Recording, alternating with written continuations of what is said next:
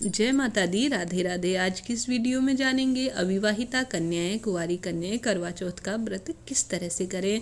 आप अपने मनपसंद साथी की कामना के लिए करना चाहती हैं या आपका विवाह तय हो गया है तो आप करवा चौथ का व्रत करना चाहती हैं, तो ऐसे में आप करवा चौथ का व्रत अवश्य कर सकती हैं। शास्त्रों में वर्णित है कि कुंवारी कन्याएं भी करवा चौथ का व्रत कर सकती हैं। एक सुहागिन स्त्री के लिए उसके सुहाग से बढ़कर कुछ नहीं होता।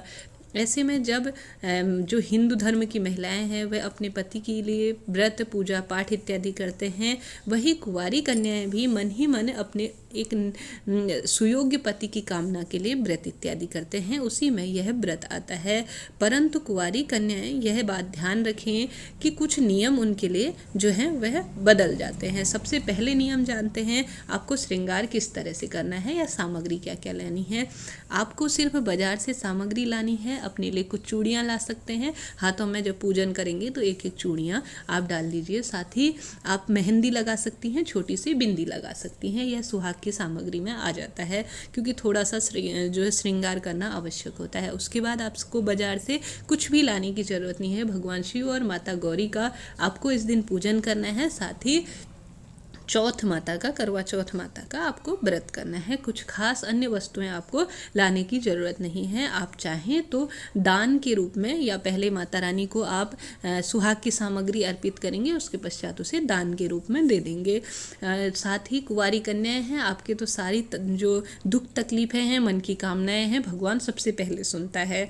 तो आपको दूसरा नियम यह है कि आप सर्वप्रथम दैनिक कार्यों से निवृत्त हो जाएं, सूर्यदेव को जल चढ़ाएं और एक पाटे के ऊपर आपको चौथ माता की और भगवान शिव और माता गौरी की स्थापना कर लेनी है और विधि विधान से उनका पूजन करना है और कहानी सुननी है। उसके पश्चात आपको कभी भी कुंवारी कन्याओं के लिए करवा चौथ का व्रत निर्जल नहीं होता। उन्हें निर्जल व्रत रखने की कोई आवश्यकता नहीं होती, क्योंकि उन्हें न तो सरगी मिलेगी, न ही उनका जो है बायना निकलेगा। उनकी सास तो अभी उनके पास है नहीं, क्योंकि यह सारे कार्य सास के द्वारा किए जाते हैं।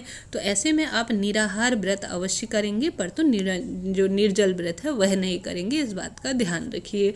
साथ ही कुंवारी कन्याएं यह नियम जो है वह गौरी माता का और भगवान शिव की कथा भी सुनेंगे, चौथ माता की कथा भी सुनेंगे और अपने मन की कामना अवश्य कहेंगे। आपके आसपास मंदिर है तो वहाँ जाकर भगवान शिव का अभिषेक भी आपका जो अवश्य करेंगी। इसके साथ ही ऐसा करने से जो कि मनपसंद पति की भगवान शिव के रूप में जब माता गौरी ने सबसे पहले इस व्रत को किया था, ऐसा माना जाता है। कुंवारी कन्याओं को चांद देखकर व्रत खोलने की कोई आवश्यकता नहीं होती। छलनी इत्यादि आपके लिए कोई आवश्यक नहीं होती। आप जो सबसे चमकता हुआ तारा होगा उसको अर्घ देकर अपना व्रत खोलेंगे, यह एक नियम होता है। क्योंकि विवाहित महिलाएं होती हैं वह चंद्रमा दर्शन के बाद अपने पति का छलनी इत्यादि से मुख देखने के बाद व्रत खोलती हैं, परंतु आप चांद को देखने की बजाय तारे को देखकर व्रत खोलेंगे, ऐसा नियम होता है। इसके साथ ही आप चंद्रमा को अर्घ भी दे सकती हैं। ऐसा कुछ नहीं है कि चंद्रमा को अर्घ नहीं देना है, आप दे सकती हैं, परंतु छलनी वाला रिवाज कुंवारी कन्याओं के लिए नहीं होता है। करवा चौथ व्रत अविवाहित कन्याएं मनोवांछित फल की प्राप्ति के लिए करती हैं। यदि आपकी शादी तय हो गई है तो आप चांद को देखकर, अपने मंगेतर की फोटो देखकर व्रत खोल सकती हैं। कहीं कहीं पर यह भी किया जा सकता है। ऐसा नहीं कर पाए तो कोई दिक्कत नहीं है, मन में उनकी छवि बना लीजिए और अपने व्रत को खोल लीजिए और अपने मन की कामना भगवान शिव, माता गौरी और माँ करवा से अवश्य कहें। यह कुछ नियम थे जो करवा चौथ के दिन कुंवारी कन्याओं के लिए थे। आपके मन में कोई सवाल हो, वीडियो आपको यूजल रहा हो तो चैनल को लाइक, शेयर और सब्सक्राइब जरूर करें।